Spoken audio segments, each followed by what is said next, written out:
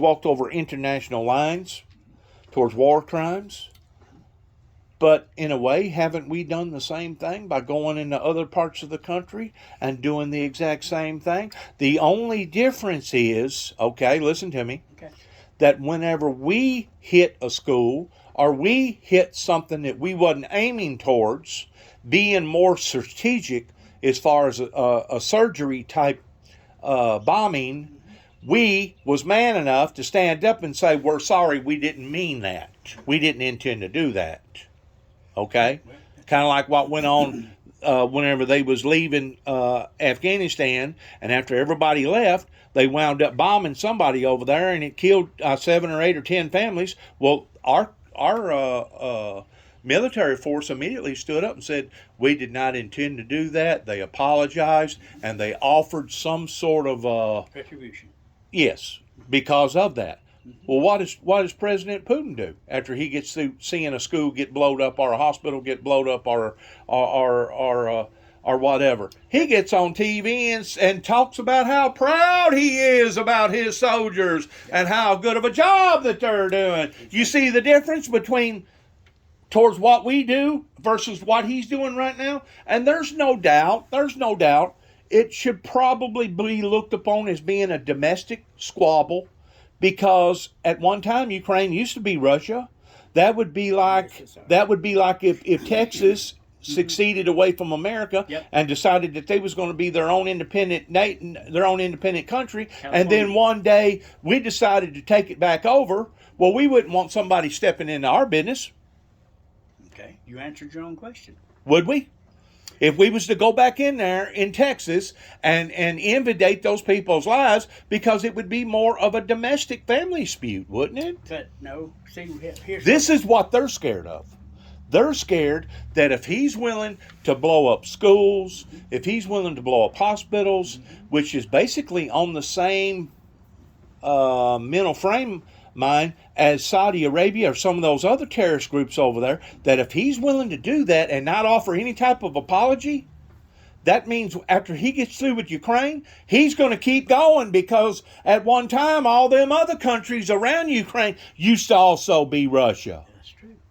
And once he does that, that's whenever shit's going to hit the fan pertaining to NATO. Okay? Yeah. The thing about it is, shit's done already hit the fan. Yeah. Shit's done hit the fan. They've been shooting people in between the eyes because they didn't want them to say they took that school out. The only reason we know they took the school out is because of photographs of some of our people photographing it. That's some of it. But the other thing that Putin didn't put under the equation is that even though he killed the internet over there, and even though we killed all these credit cards and all this other stuff, people still got phones like this one right here that I'm doing a recording on, okay? And guess what? After I get through recording this, even though I'm not allowed to put it on my Facebook page or my YouTube channel, I can always mail this phone to somebody or take the SD card out, the chip out, and mail it to somebody and say, here, you play this now on your network. Yeah. So Putin wasn't estimating towards everything that he does is going to be scrutinized and looked upon. Well, if you look at that and judged. What you got right there.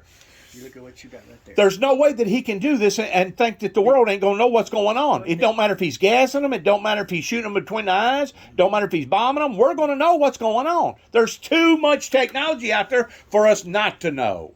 And it'd be the same thing if we was doing our people the same way. Well, we do. These people that have put this out, and they've went to 5G and 4G, 3G on down the line. It's got benefits, but it's got disbenefits. I agree.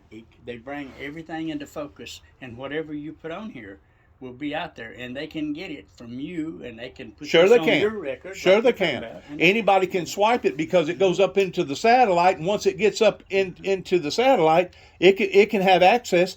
Russians can take all of my YouTube channels and watch them and listen to them, or people over in China, or people over in Spain. That's the reason why most presidents, it's good presidents, will stay away from that type of technology, because it's vulnerable. Well, that's what Trump did. It's vulnerable. Trump took it back and told them, bring your shit over here. But see, they sent so many people. How about TikTok? TikTok was designed by daggum China over there, and you got people over here today that's launching on the TikTok and loving everything that they do, but yet no, these people on the other end can analyze your material. They can dissect your phone. They can figure out your bank accounts. They can breach your accounts. They can do whatever they want to do.